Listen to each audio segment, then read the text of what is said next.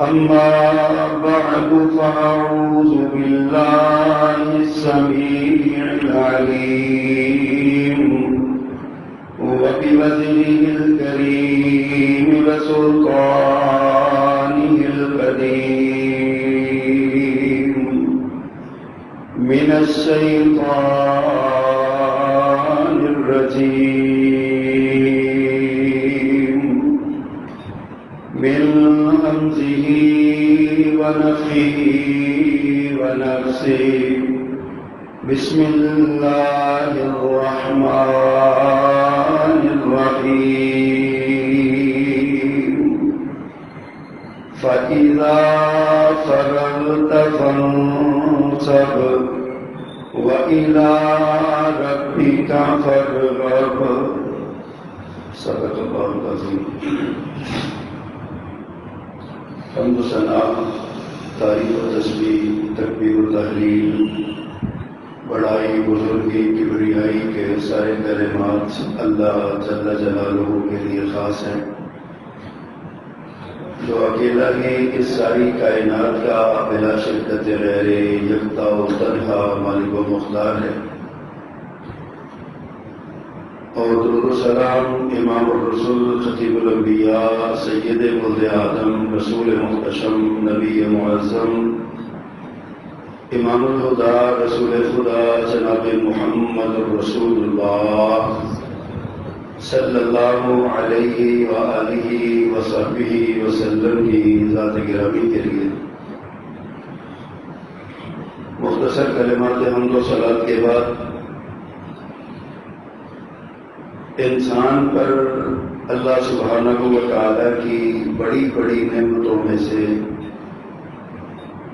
ایک نعمت فرصت کے اوقات، فراغت کے لمحات ہیں.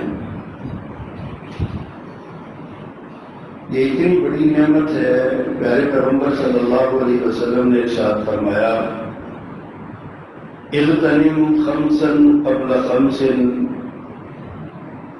5 چیزوں کو 5 چیزوں سے پہلے غنیمت جان لو. فرمایا موت سے پہلے زندگی کو غنیمت جان لو، بیماری سے پہلے صحت کو غنیمت جان لو، مصروف ہو جانے سے پہلے فراغت کو غنیمت جان لو، بڑھاپے سے پہلے جوانی کی قدر کر لو، اور فقر و فاقہ تنگ دستی سے پہلے کشائش اور آسائش کی قدر کر لو، اس کو غنیمت جان لو. یہ 5 چیزیں جو آپ نے بیان فرمائی، ان میں تیسری چیز جو آپ نے بیان کی وہ فرصت کے لمحات اور فراغت کے اوقات ہیں. بندہ تھکا دینے والی زندگی گزارتا ہے، صبح سے شام تک کام کام کام اور کام میں لگا رہتا ہے. پھر اس کو کچھ لمحات چاہیے ہوتے ہیں جس سے اس کا ذہن فریش ہو جائے، اس کا دل فریش ہو جائے، تازہ ہو جائے، اور اس کا جسم وہ تھکاوٹ کے اثرات اس سے ختم ہو جائیں. اسی طرح آج کل اسکولوں، کالجوں میں، یونیورسٹیوں میں اور دیگر اداروں میں بچے چھٹیاں گزار رہے ہیں. موسم گرما کی چھٹیاں ہیں، اور یہ چھٹیاں دراصل فراغت کے اور فرصت کے وہ لمحات ہیں جو ہمارے لیے یا ہمارے بچوں کے لیے باعث رحمت بھی ہو سکتے ہیں اور وبال کا سبب بھی بن سکتے ہیں. جو بچے ہوتے ہیں ان کو تو اس سے کوئی غرض نہیں ہوتا، ان کو تو صرف یہ پتہ ہے چھٹیاں ہیں، ہم نے پھرنا ہے اور چھٹیاں منانی ہیں، چھٹیاں گزارنی ہیں. چھٹیوں کے مقاصد جو اسکولوں اور کالجوں میں یا دیگر اداروں میں ہوتی ہیں وہ یہ ہے کہ بچے گرمی سے بچ جائیں، بچوں کو لو نہ لگ جائے، کام کا پریشر زیادہ ہے، راتیں چھوٹی ہیں، نیند پوری نہیں ہوتی، تو اگلے دن جو ہے نا وہ دل و دماغ تھکا ہوا ہوتا ہے، بچے پڑھ نہیں سکتے، صلاحیتیں متاثر ہوتی ہیں. اس وجہ سے یہ چھٹیاں، گرمیوں کی چھٹیاں دی جاتی ہیں تاکہ بچے فریش رہیں، صحت مند رہیں، تندرست و توانا رہیں۔ لیکن ہمارے یہاں چھٹیوں کا مقصد آوارہ گردی ہوتا ہے، دوسرے شہروں میں جانا ہوتا ہے، سیر و تفریح کے لیے نکل جانا ہوتا ہے، سارا دن سوئے رہنا اور ساری رات جاگتے رہنا ہوتا ہے۔ موبائل کی مصروفیات ہماری ساری رات کی ہوتی ہیں یا آدھی رات کی ہوتی ہیں۔ ہم سمجھتے ہیں کہ چھٹیاں شاید اسی لیے ہمیں ملتی ہیں، لیکن یاد رکھیے اگر یہ چھٹیاں بیکار کاموں میں، دن میں سونے میں، راتوں کو تادیر جاگنے میں اور سیر و تفریح میں بسر ہو گئی تو پھر یہ چھٹیاں وبال کا باعث ہوں گی، عذاب کا باعث ہوں گی۔ اللہ تعالیٰ نے جن چیزوں کا حساب لینا ہے نا، قیامت کے دن قدم نہیں اٹھانے دینا، 5 چیزوں کا سوال جواب دینے کے بعد بندہ قدم اٹھائے گا، ان میں 2 چیزیں جو ہیں، ان 5 چیزوں میں 2 چیزیں وقت سے متعلق ہیں۔ ایک اس کی عمر کے بارے میں پوچھا جائے گا کہ عمر کہاں گزاری ہے، ان عمری فیما ابلاہ، سوال ہوگا عمر کے بارے میں کہ عمر کہاں گزاری ہے۔ اور ایک سوال جوانی کے بارے میں ہوتا ہے کہ جوانی کن کاموں میں لگا کے آئے ہو، ان شبابی فیما افناہ، جوانی کن کاموں میں فنا کر کے آئے ہو۔ اور یہ دونوں ہی سوال ہمارے وقت کے متعلق ہیں۔ ساری عمر بھی ہمارا ایک وقت ہے، اللہ نے ہمارے لیے مقرر کیا ہوا ہے، اور جوانی کا بالخصوص ایک مخصوص وقت ہے ساری عمر میں۔ دونوں کا الگ الگ سوال ہونا ہے۔ ظاہر ہے جب بندہ سوچتا ہے کہ جی جب عمر کا سوال ہو گیا تو جوانی اس میں آ گئی، لیکن اللہ کی حکمتیں یہ ہیں، پیارے پیغمبر صلی اللہ علیہ وسلم نے توجہ دلوائی ہے، فرمایا کہ یہ جوانی کے بارے میں الگ سے سوال کیا جائے گا، اس کی توجہ کرنا، تمہاری جوانی کن کاموں میں گزری، یہ بھی سوال ہوگا۔ اور یہ اسکولوں کی چھٹیاں ساری کی ساری یہ جوانی سے زیادہ مستقبل ہوتے ہیں۔ نوجوانی کا عالم ہے، لڑکپن کا عالم ہے، نوجوانی کا عالم ہے، یہ جوانی کا عالم ہے۔ اس کے بعد تو بندہ پھر اپنے پریکٹیکل لائف میں چلا جاتا ہے، کاموں میں مصروف ہو جاتا ہے، پھر چھٹیوں کا تصور اس کے درمیان سے نکل جاتا ہے۔ لیکن یہ جو گرمیوں کی چھٹیاں اسکولوں، کالجوں، تعلیمی اداروں یا دیگر جو سرکاری ادارے ہیں ان میں ہوتی ہیں، ان چھٹیوں کے بارے میں ہمیں سوچنا چاہیے کہ ہماری یہ چھٹیاں کن کاموں میں گزر رہی ہیں۔ یہ اسلام قطعاً اس بات پر پابندی نہیں لگاتا کہ آپ سیر و تفریح کے نہ کریں۔ اسلام آپ کو یہ بھی نہیں منع کرتا کہ آپ گھر میں ہنسی مذاق نہ کریں، اچھے لطائف اور طرائف آپ بیان نہ کریں، اسلام پابندی نہیں لگاتا۔ اسلام کی ان تعلیمات میں بہت توسع ہے۔ آپ اپنی مجلسوں میں بیٹھ کے ہنس کھیل سکتے ہیں، مجلسوں میں بیٹھ کے آپ اچھے با اخلاق اور با کردار قسم کے جو کردار کی تخلیق کرتے ہیں، اس کی تصحیح کرتے ہیں، اس طرح کے لطائف بھی آپ سنا سکتے ہیں۔ نبی کریم صلی اللہ علیہ وسلم کی مجلس میں بھی اس طرح کی باتیں ہو جاتی ہیں۔ آپ مسکرایا بھی کرتے تھے، کبھی کبھی آپ ہنس بھی لیا کرتے تھے۔ آپ اتنا ہنستے تھے کہ حدیث میں آتا ہے کہ آپ کے نواجذ، آپ کے دندان مبارک ظاہر ہو جاتے ہیں، اور کبھی آپ اتنا مسکراتے کہ آپ کی جو داڑھی ہے وہ بھی ظاہر ہو جایا کرتی تھی۔ بالکل آپ نے اسلام کی تعلیمات نے ہمیں زائد خوش نہیں بنایا کہ جناب ہر وقت ماتھے پہ سلوٹیں ڈالے رکھو اور منہ جو ہے نا وہ تمہارا بند رہے یا جب بھی بات تم کرو۔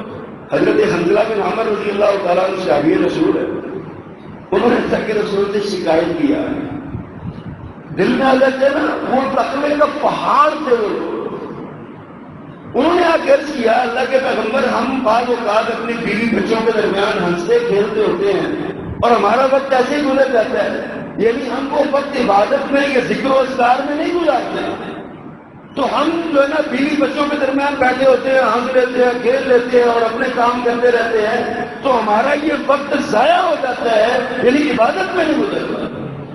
قربان جو پیارے پیغمبر صلی اللہ علیہ وسلم کی تعلیم پر آپ نے فرمایا کہ یہ تو ایسے ہی ہے کہ کوئی گلی ذکر اور عبادت کی ہو اور کوئی گلی ہنسی اور کھیل کی ہو.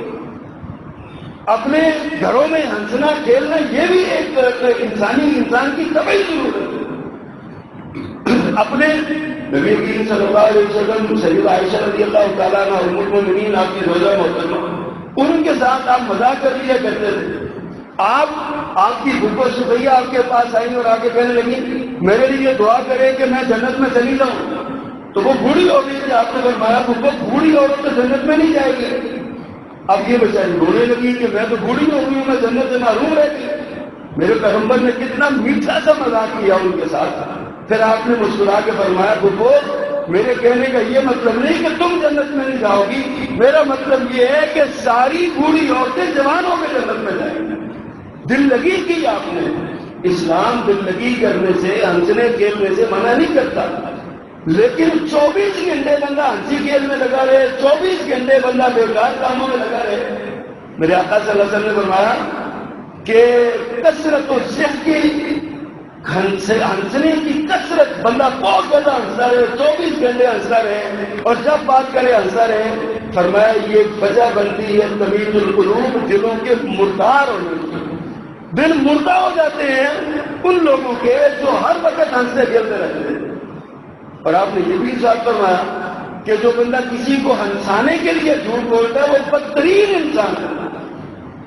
آج ہم نے اس ہنسانے کو فن کا نام دیا ہوگا، ہم کامیڈی کا نام دیتے ہیں کہ جناب یہ کامیڈی پروگرام ہو رہے ہیں اور اس میں جھوٹ ہوتا ہے اور جھوٹ بول کے لوگوں کو ہنسایا جاتا ہے. ہم سارے ہنستے بھی ہیں، سنتے بھی ہیں اور میں کبھی خوف زدہ ہو جاتا ہوں اس بات سے. ہم بھی اسی معاشرے کے فرد ہیں، یہی میں ہم بھی یہ سنتے ہیں، ہم بھی یہ ہنستے ہیں، اس پر کرتے ہیں، لیکن کبھی خوف زدہ ہو جاتا ہوں یہ سوچ کے کہ کہیں ہماری یہ حرکت ہمارے دلوں کو مردہ تو نہیں کر رہے. آج ہمارے جو دل سخت ہیں، پتھر ہوئے پڑے ہیں، آنکھوں میں آنسو نہیں ہے، ایک دوسرے کی ہمدردی اور خیرخواہی نہیں ہے، ہمارے دلوں میں ایک دوسرے کے بارے میں کوئی اچھے نیک اور صالح جذبات نہیں ہے. تو ہم کیا سمجھتے ہیں کہ یہ کوئی ہم بڑا احسان چلا رہے ہیں. اللہ کے عذابوں کی قسموں میں سے یہ بھی قسم ہے اللہ کے عذاب کی، دلوں کا سخت کر دینا. آج ہمارے دل سخت ہو چکے ہیں. پھر ہم دو انتہاؤں کے درمیان کھڑے ہیں.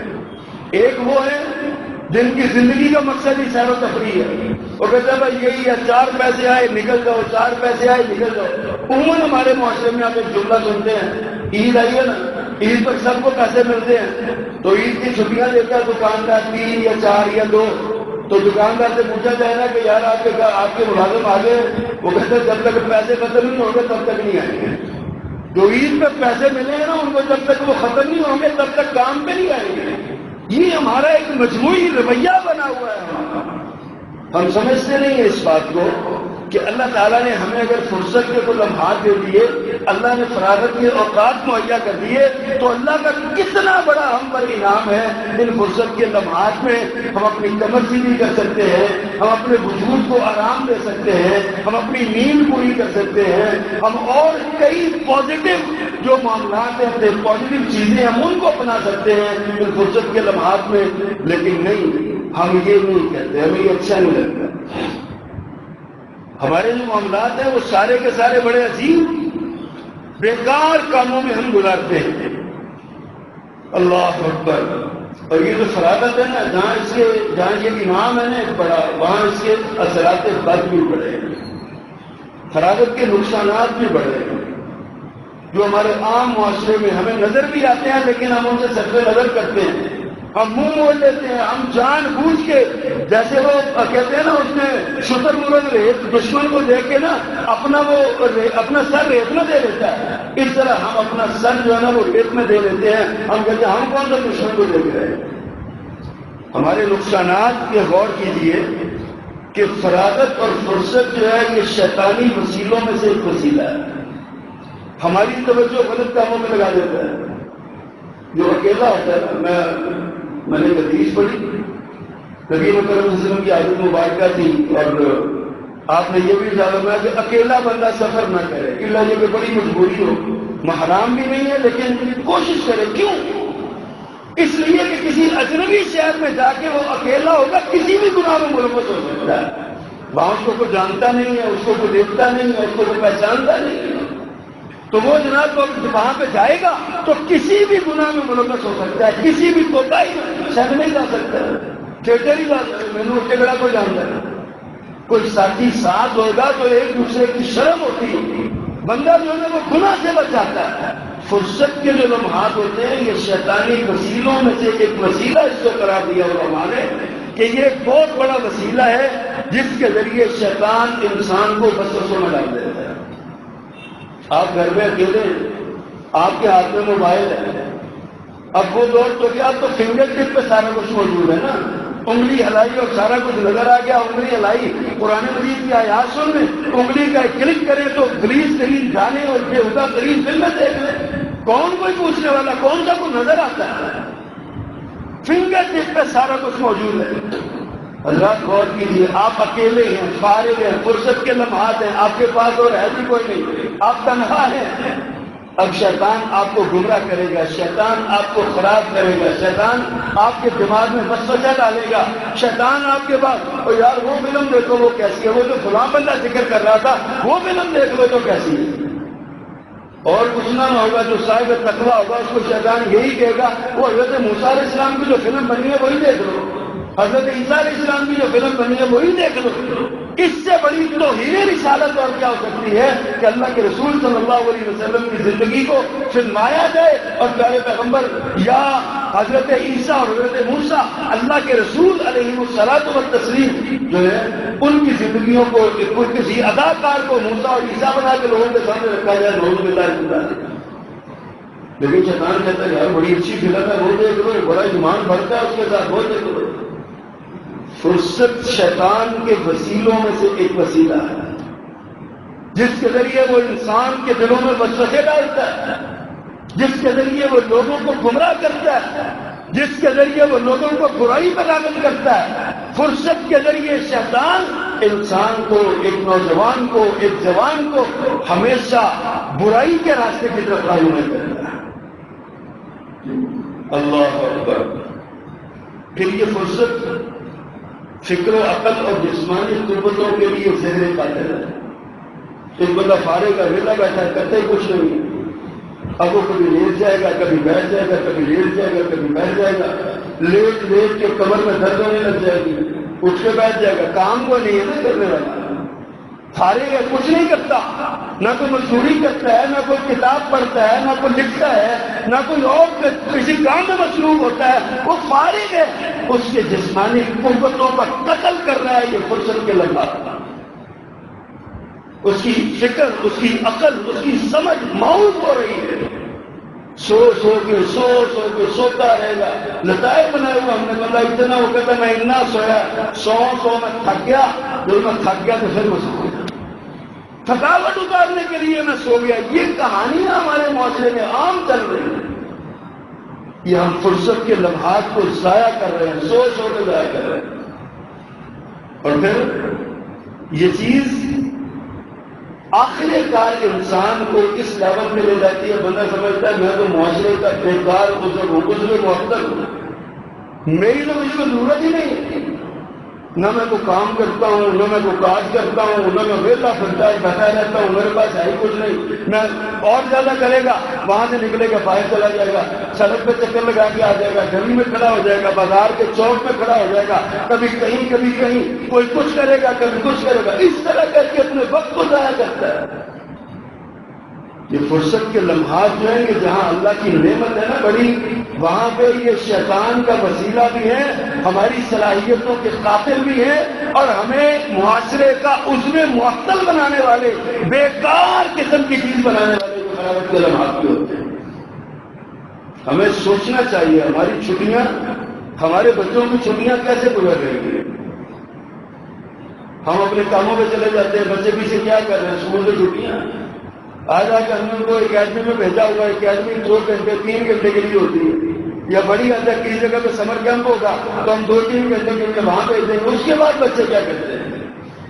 پھر ہمارے بچے پتنگ بازی کرتے ہیں، ہمارے بچے چھتوں پہ چڑھتے ہیں، دیواریں کودتے ہیں، ہمارے بچے ایک دوسرے کے گھروں میں داخل ہو جاتے ہیں، ہمارے بچے گلیوں میں بیٹھتے ہیں، ماں باپ توجہ نہیں کرتے، بچے سگریٹ پینے لگ جاتے ہیں، ماں باپ توجہ نہیں کرتے، بچوں کے جھنڈ کے جھنڈ بنتے ہیں، چوکوں میں کھڑے ہو کے شرارتیں کرتے ہیں، اور یہی شرارتیں بعد میں بڑھتی بڑھتی ان کو چوری اور ڈکیتی میں ابھارتی ہیں۔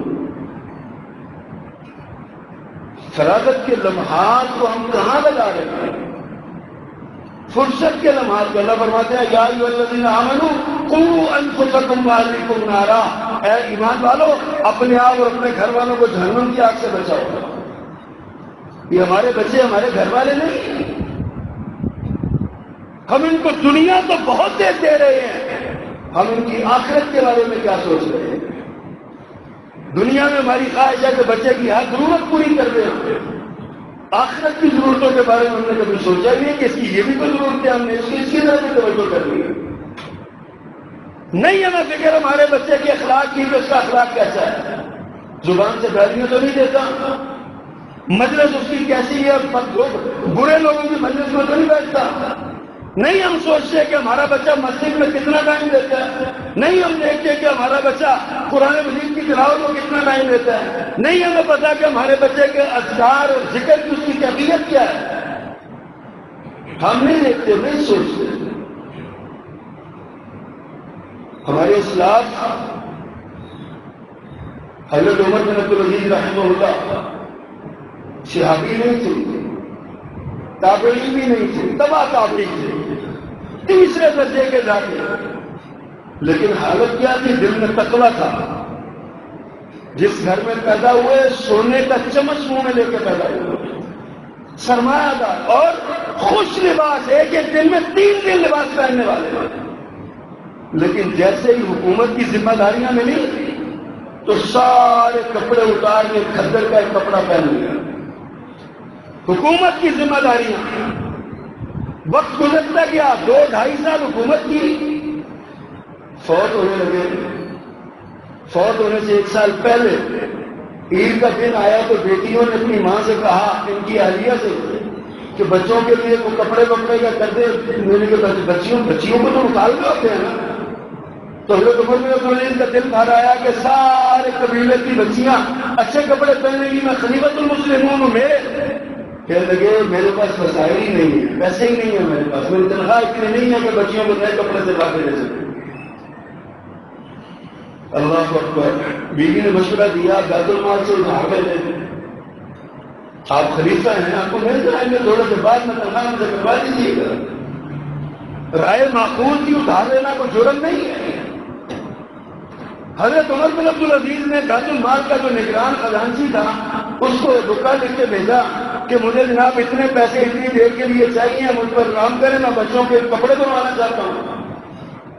آگے خزانچی بھی تو عمر بن عبدالعزیز کا تھا نا رحمہ اللہ، اس نے کہا اس رکے کے پیچھے صدارتی جو ایک آرڈیننس کیا جائے کہ صدارتی آرڈیننس جو کیا تھا نا مجھے قرضہ دے دیں، اس کے پیچھے لکھ کے بھیجا جتنے مہینے کے لیے آپ قرضہ مانگ رہے ہیں آپ اتنے مہینے کی اپنی زندگی کی ضمانت لکھ کے دیں، میں آپ کو قرضہ دے دیتا ہوں۔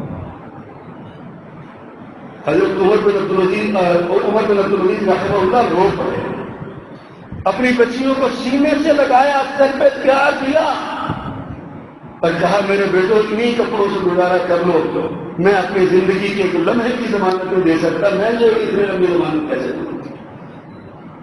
وہی عمر بن عبدالعزیز رحمہ اللہ جب فوت ہونے لگتے ہیں تو اپنے بچوں کو اپنے پاس بٹھاتے ہیں اور کہتے ہیں میرے بچوں تمہیں شرمندگی تو ہوتی ہوگی کہ میں اتنی بڑی سلطنت کا مالک ہوں، لاکھوں مربع میل سلطنت ہے میری، لیکن میں دنیا سے جاتے ہوئے تمہیں غربت و افلاس میں چھوڑ کے جا رہا ہوں، میں تمہیں دنیا کو کوئی مال نہیں دے کے جا رہا۔ عمر بن عبدالعزیز رحمہ اللہ کا بیٹا کہتا ہے بابا ہمیں شرمندگی تو تب ہوتی جب ہمارے پاس ایمان نہ ہوتا، آپ ہمیں ایمان نہ دے کے جاتے، آپ ہمیں اخلاق نہ دے کے جاتے، آپ ہمیں کردار نہ دے کے جاتے، آپ نے یہ سارا کچھ لے لیا، پیسوں کا کیا، آج ادھر ہے کل ادھر ہے، آج ادھر ہے کل ادھر ہے، ہمیں کوئی شرمندگی نہیں ہے اس بات میں۔ یہ ہمارے اسلاف سے، اس کی روشنی میں کبھی آپ بھی اپنے بچوں سے پوچھ کے دیکھیے. ہمارے بچے کہیں گے بابا تو مار لیا لال لیا رام لیا ساڈا پورا گھر دھالوں گی. یہ باتیں پرانے دور کی ہیں, یہ ان کے ساتھ کرو جا کے ہمارے ساتھ نہ کرو. آج ہم اخبارات میں پڑھتے ہیں, اپنے معاشرے میں دیکھتے ہیں بیٹا باپ کو قتل کر رہا ہے, بیٹی اپنے باپ پر گولی چلا رہی ہے, بچے اپنے ماں باپ کی عزتوں کو رول رہے ہیں. اس کی زندگی میں کہتے ہیں اپنی جائیداد ہمارے نام لگاؤ تم مرو کہیں جا کے. یہ عام واقعات تمہارے ہو رہے ہیں. بتائیے کیوں ہو رہے ہیں؟ اس لیے کہ ہم نے اپنے جوانوں کی جوانی میں ان کے فرصت کے لمحات کو ہم نے قیمتی نہیں بنایا تھا. ہم نے ان کی چھٹیوں کو برباد کر دیا تھا. ہم نے ہزاروں روپیہ دے کے انہیں پتنگیں منگوا کے دی تھی. ہم نے لاکھوں روپیہ دے کے انہیں سیر سپاٹے اور پکنک اور تفریح میں بھیجا تھا. ہم نے کہا جاؤ جا کے تو 8 دن ایش کراؤ, مہینہ ڈیڑھ مہینہ ایش کراؤ. اپنا اپنا لیول ہے, جس کا جتنا لیول ہے وہ اتنی جگہ پہ بھیج دیتا ہے. ہم بچوں کی خواہشات کو پورا کرتے ہیں, لیکن ہم بچوں کے دین اور اخلاق اور کردار کی طرف ہماری توجہ نہیں ہوتی. ہماری توجہ نہیں ہے کہ ہمارے بچے کے سونے جاگنے کے اوقات کیا ہے. کتنے بجے سوتا ہے ہمارا بیٹا, کتنے بجے اٹھتا ہے ہمارا بچہ, ہمیں نہیں احساس ہے. ہمارے بچے کو جو میں جیب خرچ دیتا ہوں اس سے زیادہ اس کے پاس کہاں سے آ رہے ہیں, اس کا لیول کتنا ہے اور کہاں تک یہ پہنچا ہوا ہے. ہم اس پر نہیں غور کرتے, ہم اس کو نہیں دیکھتے. ہم بس یہ دیکھتے ہیں کہ ہمارا بچہ ہماری نظروں کے سامنے, ہمارا بچہ ہمارے سامنے جوان ہو رہا ہے, ہمیں یہی کافی ہے. فرصت میں کیا کہے, کتنا دیر وہ سوشل میڈیا پہ گزارتا ہے ہماری توجہ نہیں. رات کو کتنی دیر موبائل کے ساتھ کھیلتا ہے ہمیں کوئی پتہ نہیں ہے, کوئی فکر نہیں. کیا آپ نے وہ کراچی سے بھاگنے والی, گھر سے بھاگنے والی لڑکی کا کیس آپ نے سنا ہوگا نا؟ اس نے کہا کیسے بھاگی سے, تم کراچی کے رہنے والی, وہ یہاں کے جنوبی پنجاب کے علاقے کا رہنے والا, تم اتنی دور کیسے گئی؟ اس نے کہا پب جی کو گیم ہے, اس گیم کے ساتھ ہمارا تعلق ہوا اور وہ دوستی مبادلہ میں اپنے گھر سے بھاگنے سے نکاح کر لیا. یہ حال ہے ہمارے, ہم نہیں دیکھتے. اور پھر ایک اور یہ بھی مصیبت ہے, ہمیں اپنی بچیوں کی عزت کی تو بڑی پرواہ ہے, بڑی فکر ہوتی ہے. ہم نے کبھی اپنے بچوں کی عزت کی پرواہ نہیں کی. ہمارے بچے بھی تو عزت بول سکتے ہیں نا, عزت کما سکتے ہیں ہمارے بچے بھی. وہ جو شرم و حیا کا فیکٹر جس کو ہونا چاہیے. سبب کیا ہے؟ ہم نے اپنے بچوں کی تربیت ہی نہیں کی, ہم نے اپنے بچوں کے اخلاق کو نہیں سنوارا. ہم نے گرمیوں کی چھٹیاں صرف اپنے بچوں کو ان کے ننیال بھیجنے کے لیے وقف کی ہیں. ہم نے گرمیوں کی چھٹیاں ان کو مری میں یا کہیں اور سیر و تفریح کے لیے بھجوائی ہیں. ہم نے کہا کہ یہی کام بچے کر لیں, سکول کا کام کر لیں اور بات ختم ہو گئی. اللہ اکبر کبیرہ. حضرات, اپنی زندگی سے, زندگی کے لمحات سے بڑے نوجوان بچوں سوچو, یہ زندگی بہت قیمتی ہے. فارسی کے شاعر نے کہا در جوانی توبہ کردن شیوائے پیمبری, وقت پیری گرگ ظالم میشوت پر ہیزگار. کہ جوانی کے اندر توبہ کرنا یہ پیغمبروں کا شیوا ہے, پیغمبروں کا پیغمبرانہ کام ہے جوانی میں توبہ کرنا. بڑھاپے میں تو وہ فارسی کا جائے کرتا, بڑھاپے میں تو وہ جو ظالم بھیڑیا ہوتا ہے وہ بڑا صوفی بن کے بیٹھ جاتا ہے. جب گناہ ہی چھوڑ جاتے ہیں پھر گناہ کرنا کسی نے کیا ہے.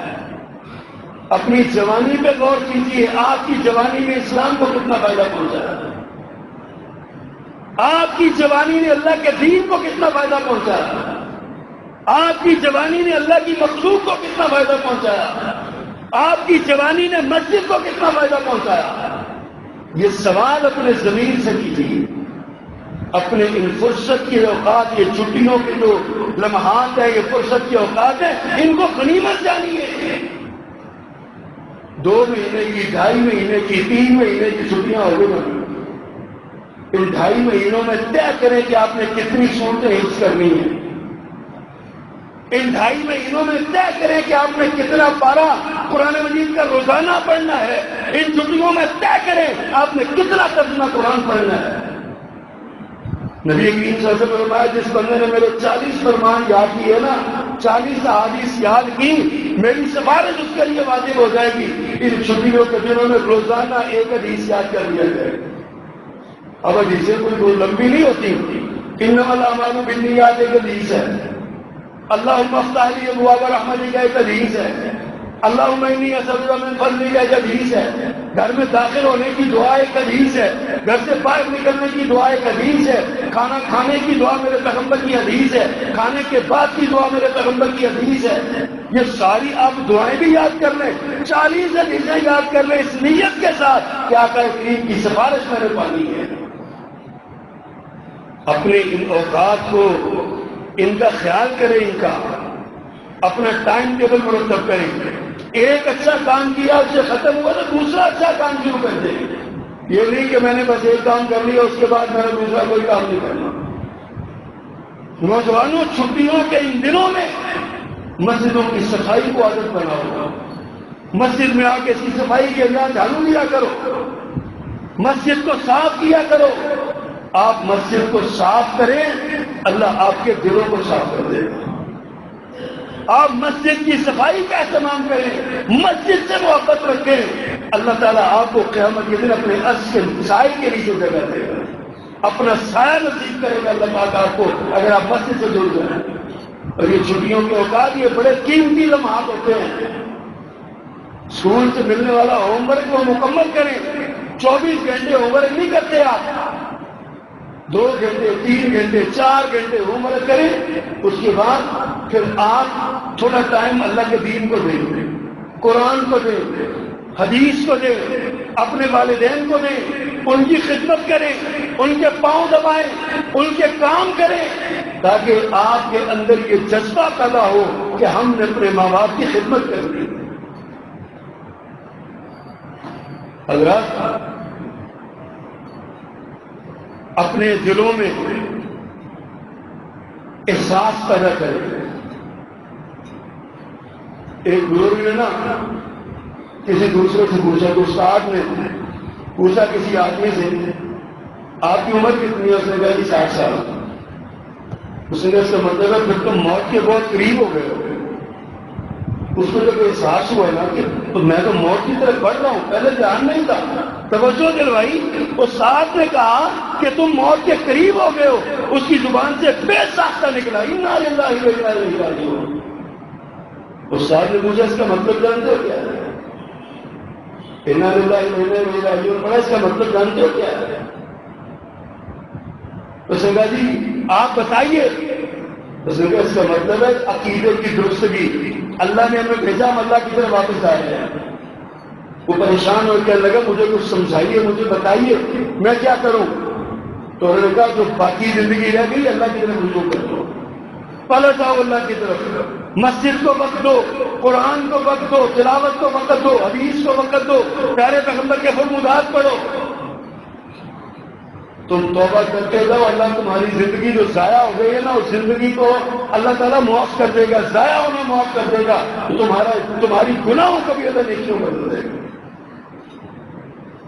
ہم نے اپنی زندگی کے ایام ضائع کیے، راتیں ضائع کی، اور ایک اور بڑی مصیبت ہے ہمارے رت جگہ کی مصیبت، راتوں کو جاگنے کی مصیبت۔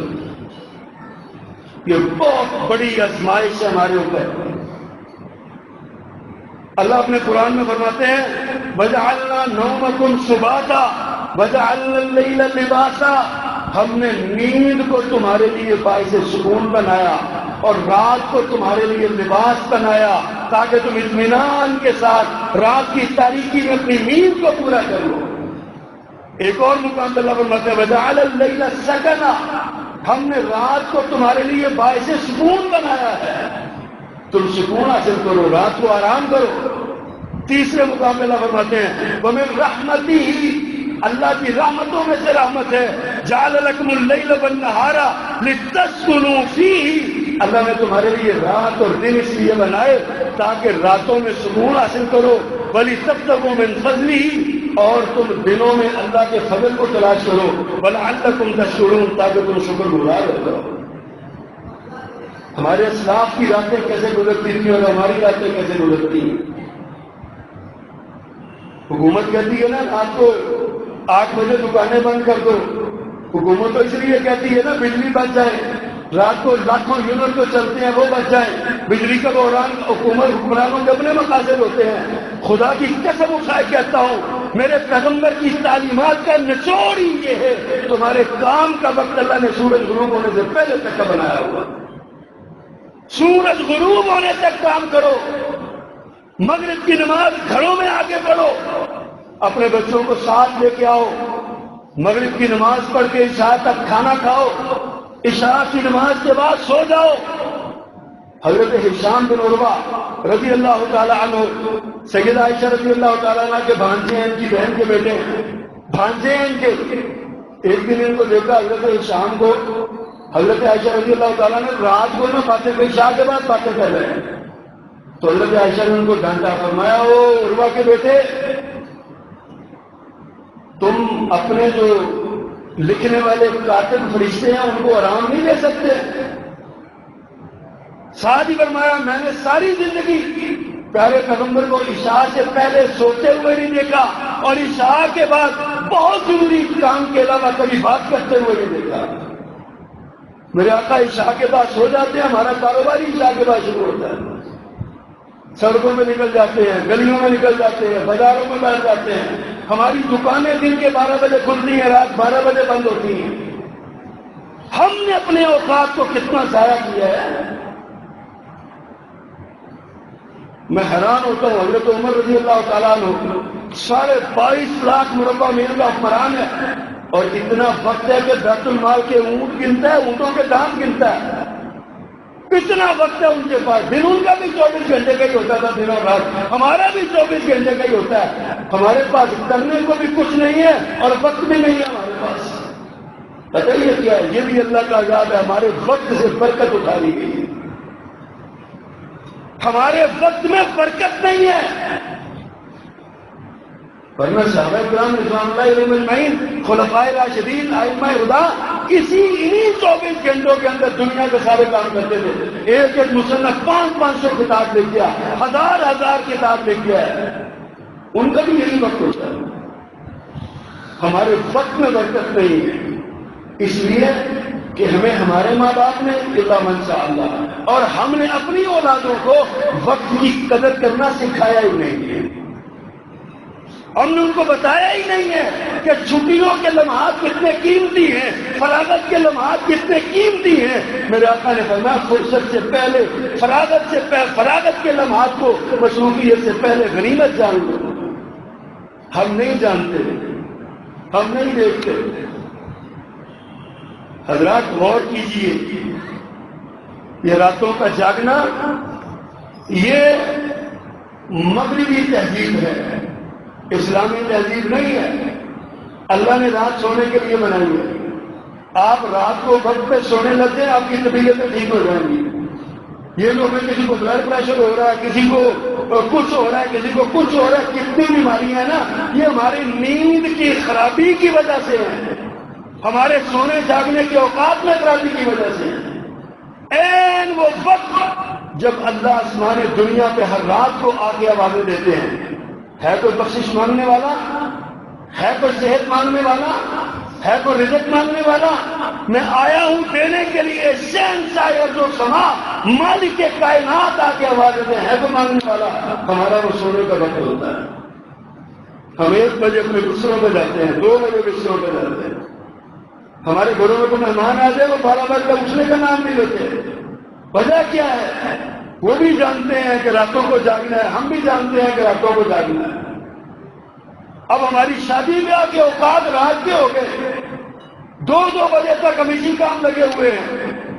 صبح کو نماز فجر کی یا قضا ہو گئی یا ضائع ہو گئی، یا قضا ہو گئی یا ضائع ہو گئی۔ وقت کی قدر نہیں ہے، فرصت کے لمحات کی قدر نہیں ہے۔ حضرات سوچئے ذرا، اللہ اکبر، نبی کریم صلی اللہ علیہ وسلم کی سنت ہے، آپ کا طریقہ ہے، آپ عشاء کے بعد جاگتے نہیں تھے، سو جاتے تھے۔ یہ حضرت ہشام بن عروہ ہی فرماتے ہیں کہ ایک دن میں اپنی خالہ کے گھر گیا، میں وہیں پہ رات کو رک گیا، لیٹ گیا میں رات کو نا وہیں پہ، تو میں سرانے کے ایک کنارے پہ میں لیٹ گیا اور ایک کنارے پہ دونوں اللہ کے رسول اور حضرت عائشہ یہ دونوں لیٹ گئے، کہتے ہیں دونوں سو گئے۔ رات تہائی حصہ جب رہ گیا نا، پیارے پیغمبر اٹھے، آپ نے اپنی آنکھوں پہ ہاتھ مل کے اپنے آپ کو فریش کیا، پھر آپ اٹھے اور آپ نے وضو فرمایا اور آپ نے نوافل پڑھے۔ یہ وقت ہوتا ہے اللہ کی رحمت سے اٹھنے کا۔ فجر کی نماز بعد نماز پڑھو، اللہ کی رحمت اترنے کی ہوتی ہے، اس وقت اللہ کی رحمت کے اترنے کا وقت ہے، ہم وہ بچوں کو گزار دیتے ہیں۔ ہمارے بچوں کی چھٹیاں ضائع ہو رہی ہیں، ہمیں کوئی پرواہ نہیں ہے، ہمارے بچوں کا اخلاق برباد ہو رہا ہے، ہمیں کوئی پرواہ نہیں ہے۔ اللہ سبحانہ و تعالیٰ نے کیا فرمایا ہے؟ فَإِذَا فَرَغْتَ فَانْصَبْ وَإِلَىٰ رَبِّكَ فَارْغَب۔ فرمایا جب تو فارغ ہو، اللہ کس کو کہا؟ کائنات کے تاجدار کو کہا، کائنات کے امام کو کہا صلی اللہ علیہ وسلم۔ فَإِذَا فَرَغْتَ فَانْصَبْ، جب تو فارغ ہو تو کمر کس لے، اللہ کی عبادت میں اپنے آپ کو منسوخ کر لے، کھڑا کر لے اپنے آپ کو۔ نصب کمانا تھا، نصب گاڑ لینا، ایسے کھڑے ہو گئے۔ پیارے پیغمبر اتنا لمبا قیام فرمایا کرتے تھے، پاؤں کو فرم آ جاتی تھی، سول آ جاتی تھی پاؤں کو۔ ہم اسی نبی کے ماننے والے ہیں نا، اسی کی محبت سے سرشار ہیں۔ ہم خود وقت پر کبھی نہیں آتے، اپنی اولاد کو کیسے لے کے آئیں گے؟ ہم خود صف اول کے نمازی نہیں بنتے، ہماری اولاد کیسے بنے گی؟ ہم نے خود کبھی اپنے اعمال کی اصلاح کی کوشش نہیں کی، اپنے وقت کو کارآمد بنانے کی کوشش نہیں کی، ہماری اولاد کیسے وہ کرے گی؟ اولاد تو باپ کو ہی دیکھتی ہے نا، اس کا آئیڈیل تو باپ ہوتا ہے، اس کا آئیڈیل اس کی ماں ہوتی ہے۔ ہم نے بحیثیت باپ نے بحیثیت ماں اپنے آپ کو کبھی بطور رول ماڈل اپنی اولاد کے سامنے پیش ہی نہیں کیا۔ اللہ من شاء اللہ، سب کی بات نہیں کرتا، اللہ من شاء اللہ، جس کو اللہ توفیق دے وہی کرتا ہے۔ ہم نے اپنی اولاد کو کیوں نہیں کیا؟ اس لیے ہمیں خود احساس نہیں ہے، ہماری زندگی کا اپنا کوئی مقصد نہیں ہے، اصل میں یہ رونا ہے ہمارا۔ ہمیں اپنی زندگی کے مقصد کا پتہ نہیں، ہم دنیا میں آئے کیوں ہیں؟ ہم سمجھتے ہیں دنیا میں کمانے کے لیے، کھانے کے لیے آئے ہیں، کھاؤ پیو سو اور چلے جاؤ۔ یہ کام جو ہے بھینس بھی کرتی ہے ہماری بڑی بزرگی کی۔ گلی میں چلنے والا معاذ اللہ مجھے معاف کیجیے گا، کتا بھی ہے گلی میں، آوارہ کتا بھی یہی کام کرتا ہے، وہ بھی کھاتا ہے، سوتا ہے، گلیوں میں پھرتا ہے، چلا جاتا ہے، مر جاتا ہے، اپنا وقت گزارتا ہے۔ اگر ہم بھی وہی کام کریں تو گلی میں پھرنے والے اس کتے اور ہمارے میں کیا فرق ہے؟ میں پہلے کہہ چکا، مثال سخت ہوگی ہو تو معافی چاہتا ہوں، لیکن اس کے بغیر گزارا نہیں ہے۔ زندگی کا کوئی مقصد بنائیے، ہم کیوں دنیا میں آئے، کیوں اللہ نے ہمیں بھیجا ہے؟ اشرف المخلوقات بنایا، وَلَقَدْ كَرَّمْنَا بَنِي آدم کہا، خَلَقْتُ بِيَدَيَّ کہا، وَالتِّينِ وَالزَّيْتُونِ وَطُورِ سِينِينَ وَهَٰذَا الْبَلَدِ الْأَمِينِ، چار قسمیں اٹھائے کہا، لَقَدْ خَلَقْنَا الْإِنسَانَ فِي أَحْسَنِ تَقْوِيمٍ، سب سے بہترین بنایا ہے۔ اللہ ہمارے لیے قسمیں اٹھا رہا ہے اور ہمارے پاس اللہ کے لیے وقت نہیں ہے۔ اپنی چھٹیوں کو کارآمد بنائیے، اپنی زندگی کی سب سے جلیل القدر گھڑیاں جو تہجد کے وقت کی گھڑیاں ہیں، جو رات کے آخری پہر کی گھڑیاں ہیں، ان جلیل القدر گھڑیوں سے سبق کو حاصل کیجیے، ان کو پکڑیے، ضائع نہ ہو جائے، اللہ نے وہاں فرمائے۔ ہمارا رونا یہی ہے، یہ تو اللہ کی مہربانی ہے، اس نے ہم پر فرض نہیں کیا اس وقت رونا، اسے تہجد کی نماز ہم پر فرض نہیں کی، اللہ کی مہربانی ہے، پتہ اللہ کو یہ بندے نلاکی ہیں، اس سے مہربانی کی، لیکن انعام بڑے رکھ دیے، اٹھو گے تو انعام بڑے ملیں گے۔ اللہ ہمارے حال میں رحم فرمائے، اللہ ہمیں سمجھ نصیب فرمائے۔ تو حضرات جو عرض کر رہا ہوں وہ یہ ہے، میرے نوجوان بچوں، آپ سوچیے، آپ کو اسکولوں سے، کالجوں سے، یونیورسٹیوں سے، دیگر سرکاری اداروں میں چھٹیاں ہیں، ان چھٹیوں کو کارآمد بنائیے، ان چھٹیوں کو بامقصد بنائیے، ان میں کوئی ایک حدیث کی کتاب پکڑ لے کے آپ نے اس کو پڑھنا ہے، نخبۃ الاحادیث 100-125 جلدوں کی کتاب ہے، اس کو پڑھ جائیے، بلوغ المرام پڑھ جائیے، مشکات پڑھ جائیے، ریاض الصالحین پڑھ جائیے، اس طرح کی کوئی ایک حدیث کی کتاب لے لے، استاد کے پاس آ جائے، روزانہ ایک حدیث پڑھنے لگ جائیں۔ یہ بھی نہیں کر سکتے تو روزانہ قرآن کا پارا پڑھنے لگ جائیں۔ یہ بھی نہیں کر سکتے قرآن کی 2 آیتوں کا ترجمہ پڑھنے لگ جائیں۔ یہ بھی نہیں کر سکتے 40 حدیثیں یاد کر لیں، دعائیں یاد کر لیں۔ کچھ نہ کچھ کریں، ان چھٹیوں میں فائدہ اٹھائیں ان کا، ورنہ یہ چھٹیاں برباد ہوگی مطلب ہماری زندگی برباد ہوگی۔ اللہ ہمیں اسی سمجھ نصیب فرمائے۔ سبحان ربک رب العزت عما یصفون وسلام علی المرسلین۔